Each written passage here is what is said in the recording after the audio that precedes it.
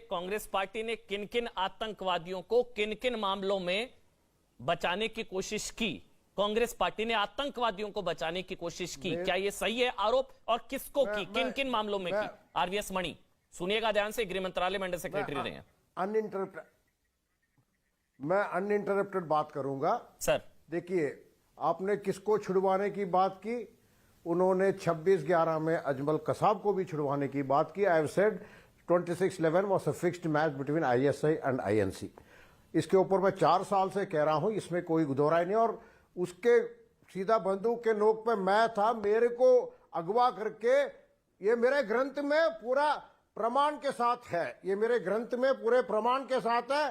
4 साल हो गए ग्रंथ को आए हुए, मैंने दिल्ली पुलिस का लेटर तक लगाया है, उससे बड़ा पुष्टिकरण हो जाती है। पहली बात ये।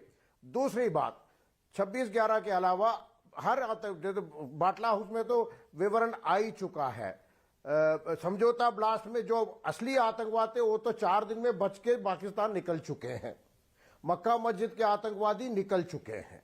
तो ऐसे कई बार। और आपको मैं बता रहा हूं, गोधरा जब हुआ था, जब साबरमती एक्सप्रेस भरी थी, आपको एक संदर्भ पता नहीं है, लोगों को पता नहीं है। और इसमें केंद्रीय गृह मंत्रालय में इसका प्रमाण जरूर होगा या डिफेंस मिनिस्ट्री में होगा। पार्लियामेंट अटैक के 2 महीने के अंदर अंदर ये हुई थी। और वाजपेयी सरकार ने पार्लियामेंट अटैक के बाद ऑपरेशन पराक्रम शुरू किया था। Eyeball to eyeball confrontation हुई, तो गोधरा में ये ट्रेन जला के ये सारी चीजें करके, तो वो भी एक कॉन्स्पिरेसी है। उसके अंदर काफी कुछ लिखा हुआ पड़ा हुआ है, आप लोग पुष्टिकरण कर सकते हैं प्लीज। तो इसलिए जो आज प्रधानमंत्री कह रहे हैं, जब पी चिदम्बरम गृह मंत्री थे उस वक्त आप गृह मंत्रालय में थे, अगर मैं गलत नहीं हूं, क्या आप लोगों पर भी प्रेशर होता था कि इनको छोड़ दो और हिंदू आतंकवादियों को फंसा दो और इनको छोड़ दो? क्या ऐसा कुछ होता था जो प्रधानमंत्री कह रहे हैं, जो नलिन भाई कह रहे हैं, होता था ये सब? देखिए, ऐसा है, ये बार आरटीआई से पुष्टिकरण हो चुकी है कि जब तक मैं 2010 में, जब तक मैं उस पोजीशन में था, तब तक हिंदू आतंकवाद का कोई रिकॉर्ड सरकारी जगह पे नहीं थी।